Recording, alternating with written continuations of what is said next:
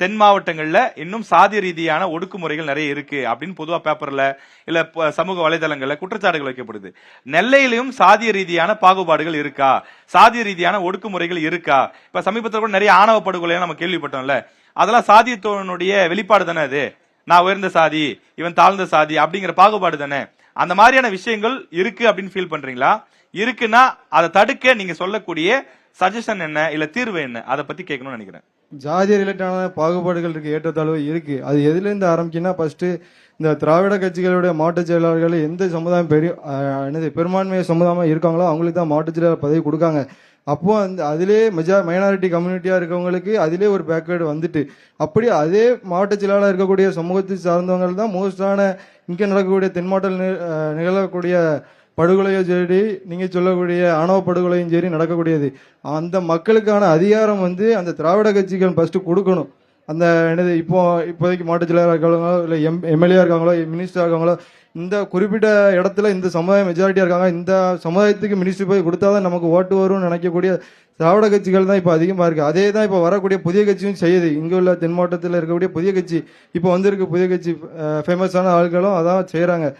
இப்போ அந்த மைனாரிட்டி கேஸ்டுக்கு ஒரு அந்த ரிசர்வேஷன் பத்தி அவங்க சொன்னாங்க, அது தப்பான இதுதான். அதை அந்த மக்கள் எவ்வளவு தூரம் உயர்வா போறாங்களோ அதுதான் ஃபர்ஸ்ட் இதா இருக்கும். அதே மாதிரி இந்த திராவிட கட்சிகள், ஆலப்புற கட்சிகள், ஆண்ட கட்சிகள் எல்லாமே இந்த ஜாதிய ஒடுக்குமுறைக்கு ஆளாகக்கூடிய சாதிகளை முன்னேற்றத்துக்கான தனி சட்டத்தையோ இயற்றணும். அதேமாதிரி நீதியரசர் தனிநபர் ஆணையம் டிஎம்கே போட்டது தான். அதே டிஎம்கே ஏற்க மறுக்கு அந்த காலேஜுகளில் போட கயிறை கட்டுறதுக்கோ, கல்லூரி காலேஜ் பள்ளிகளில் உள்ள பெயர்கள், ஜாதிய பெயர்களை நீக்கிறதுக்கு நிக்கி. அதுக்கு எதுக்கு காரணம்னா, அதே அந்த சாதியோடைய ஓட்டுகள் தான் காரணமா இருக்க தவிர இந்த மக்களை கூட்டு போகணும்னு காரணம் கிடையாது. அந்த எந்த திராவிட கட்சிகளுக்கும் இந்த மக்களை உயர்த்தணும், போகணும், கம்மியாகணும்னு எண்ணமும் இருக்கான்னா அது கேள்விதான்.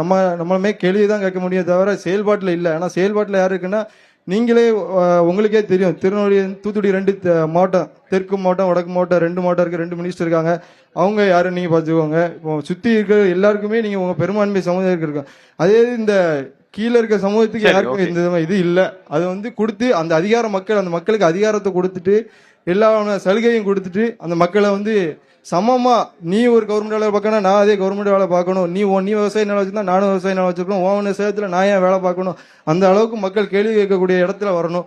அப்ப எக்ஸாம்பிள் இப்போ நாங்குநீர்ல நடந்தக்கூடிய ஒரு ஊருக்குள்ள போய் நடக்கக்கூடிய செயல்பாடுகள் அது பள்ளி மாணவர்கள் தான் செஞ்சிருக்காங்க. அந்த மாணவர்களுக்கான சிறந்த அறிவுரையோ கவுன்சிலிங்களையோ, இந்த சிறையில நடக்கக்கூடிய மற்ற அவங்களுடைய கனெக்ஷன், அதே சாதி ரிலேட்டான கல்ச்சர் தான் இருக்கு. சூப்பர்.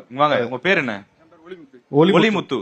ஒளிமுத்து முதல்ல ஒளிஞ்சிட்டு இருந்தாரு, பேசவே தயங்கினாரு. ஆனா இப்ப ரொம்ப நல்லா பேசுறாரு. அவருக்குள்ள ஒரு ஆழமான புரிதல் இருக்கு, சில கரெக்ஷன்ஸும் இருக்கு, அதையும் நம்ம பண்ணோம். எல்லாரும் முதல்ல பெரிய கிளாஸ் பண்ணலாம் அவருக்கு, பெரிய கைத்தட்டல். இன்னும் சத்தமா ரொம்ப நல்லா பேசுறீங்க, ரொம்ப நல்ல புரிதல் இருக்கு. இப்ப திராவிட கட்சிகள் எதுவுமே பண்ணல, சாதிய ஒழிக்க எதுவுமே பண்ணல, அதிமுகவா இருக்கட்டும் திமுக இருக்கட்டும் அப்படி சொல்ல முடியாது. நிறைய பண்ணிருக்காங்க. ஆனா இன்னும் பண்ண வேண்டியது இருக்கானா? இருக்கு, கண்டிப்பா இருக்கு. அவர் சொன்னதுல ஒரு பாயிண்ட் ரொம்ப யோசிக்க வேண்டிய ஒரு பாயிண்ட். எந்த கட்சியா இருந்தாலும் அந்த உள்ளூர் மாவட்டத்துல எது பெரும்பான்மை சாதியா இருக்கோ அந்த சாதியை சேர்ந்தவங்களை மாவட்ட செயலாளரா போடுறாங்க. அந்த பெரும்பான்மை சாதியை பார்த்து சீட்டு கொடுக்கக்கூடிய மாநிலம் இருக்குன்னு வெளியில எல்லாம் கூட அந்த குற்றச்சாட்டுகள் உண்டு. அதை தான் தம்பி பிரதிபலிச்சிருக்காரு. அதான சொல்ல வரீங்க? சரி, அதையும் மாத்தணும் அப்படிங்கிறாரு. அங்க இருந்தும் கூட தொடங்குது. நீங்க பெரும்பான்மை சாதியா ஒருத்தங்க இருக்காங்கன்னா அங்க ஒடுக்கப்பட்ட அங்க அல்ல சிறுபான்மையா இருக்கக்கூடிய ஒரு சமுதாயத்தை சேர்ந்தவருக்கு நீங்கள் சீட்டு கொடுப்பதன் மூலம் அல்லது மாவட்ட செயல், இது எல்லா கட்சிக்கும் பொருந்தும் அப்படிதானே? எந்த கட்சியை நம்ம குறிப்பிட்டுலாம் சொல்ல, ஓகே, எல்லாருக்கும் இது பொருந்தும். யாரெல்லாம் இதை செய்கிறார்களோ அவர்களுக்கான ஒரு வலியுறுத்தல், அப்படி இல்லைன்னா ஒரு வேண்டுதல். மாணவர்கள் உங்களை கவனித்துக் கொண்டிருக்கிறார்கள். மாணவங்களை இவங்க சும்மா 18 வயசு பசங்க, இவங்களுக்கு எல்லாம் என்ன தெரியும், இவங்க சும்மா இன்ஸ்டாகிராம் ரீல்ஸ் போட்டு போயிடுவாங்க அப்படின்னு இல்லாம நாங்கள் இதையும் கவனித்துக் கொண்டுதான் இருக்கிறோம் அப்படின்னு சொல்லி தம்பி ஒளிமுத்துவனுடைய பேச்சிலே பின்னாலும் ஒளி தெரிகிறது, தம்பியின் முன்னாலும் ஒளி தெரிகிறது. வாழ்த்துக்கள் தம்பி, நன்றி.